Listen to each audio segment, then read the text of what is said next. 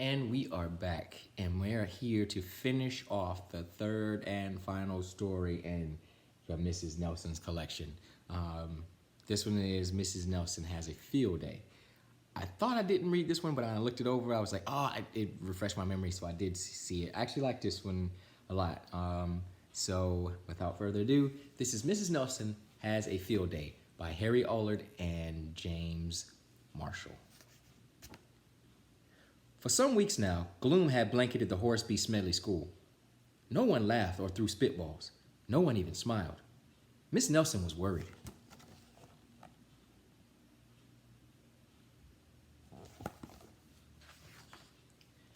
Everyone was down in the dumps.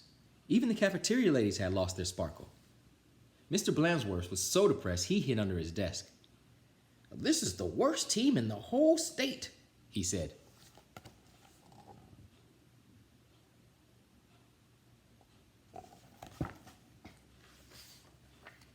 And it was true.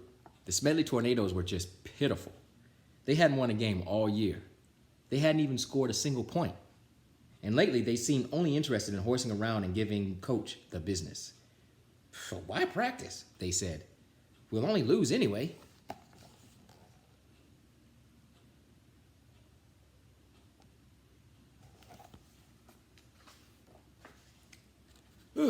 "We're in for it now," said old Pop Hansen, the janitor. "The big Thanksgiving game is coming up, and the werewolves from Central are real animals. They'll make mincemeat out of our team." "What's to be done?" said Mrs. Nelson. "We need a real expert," said Pop. That afternoon, Miss Nelson was grading papers. She heard wild laughter. It was coming from the teacher's lounge.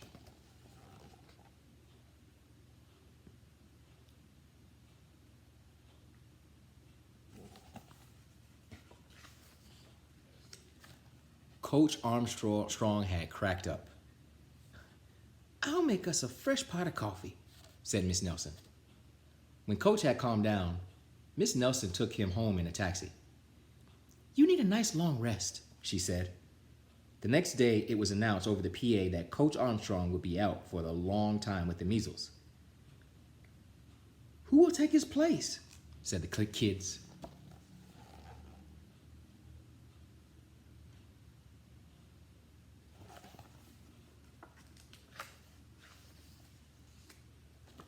When Miss Nelson passed by Lulu's after school, a serious discussion was going on. "We need someone who can really get the team into shape for the big Thanksgiving game," said one kid. "Someone who knows how to get results." "It's too bad Miss Viola Swamp isn't around," said another. "Who?" said a kid who was new in town. "You never heard of Viola Swamp?" said the first kid. "The meanest substitute teacher in the whole world? She's a real witch. She'd have no trouble getting results." Mr. Blansworth happened to overhear. He said.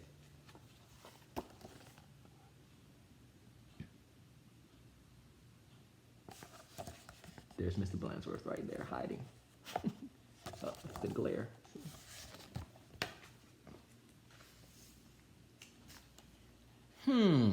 Said Mrs. Nelson. And she wasted no time getting home. After rummaging around in her closet, she found what she was looking for, an ugly black sweatsuit. Then she made an important phone call. "I'll be right there," said the voice on the other end. The next day, Mr. Blansworth announced that there would be football practice as usual. "Whoever it is," said the guys, "let's really give him the business." The doors to Coach's office flew open, and out stepped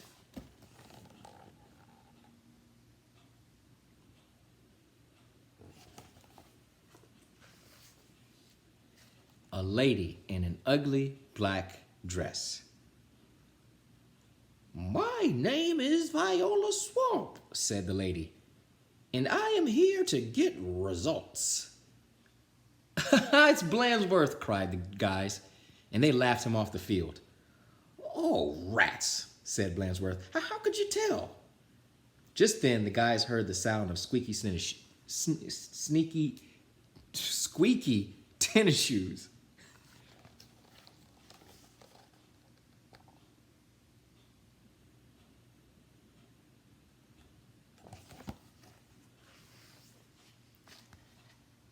I am Coach Swamp. And the lady in the black sweatsuit, said the lady in the black sweatsuit. Holy smoke, cried the team. The Swamp. The team's fullback tried to pussyfoot away. Not so fast, Mr. Smarty, said Coach Swamp. Wow, said one of the guys. Did you see that tackle? Did not make up that word. Did not, it's there.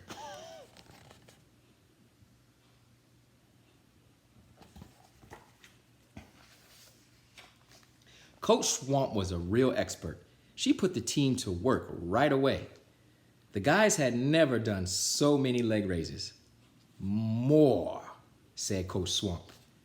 They had never run so fast. Faster, yelled Coach Swamp. This is murder, said the guys. Pipe down, said Coach Swamp.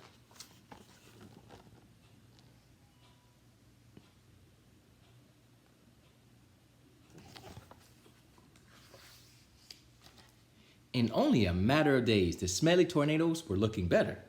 Coach Swamp really gave them the business. Mr. Blansworth was a little puzzled, however. Who is this Miss Swamp? He said. Maybe Miss Nelson knows. I'll go ask.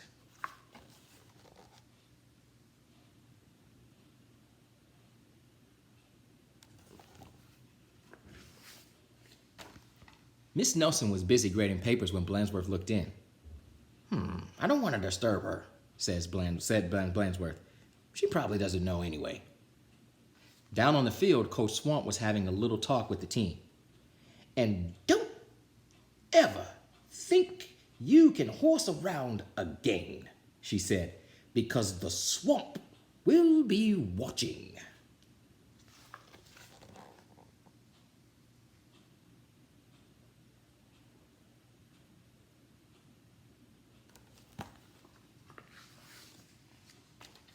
When Coach Armstrong returned after his rest, he was very surprised by what he found.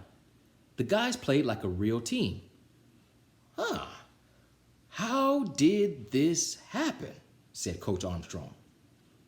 Said the guys.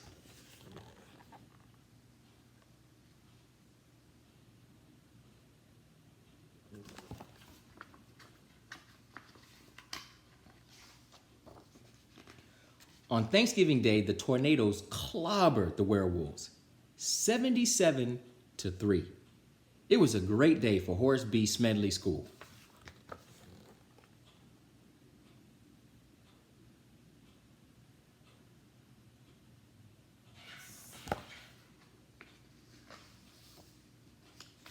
Mr. Blansworth treated the whole team to hot dogs at Lulu's. Miss Nelson went home tired and happy.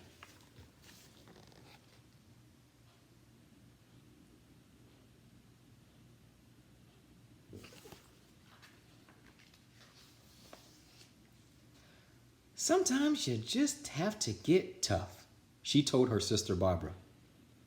And by the way, thanks for filling in for me. Anytime, said Barbara, anytime.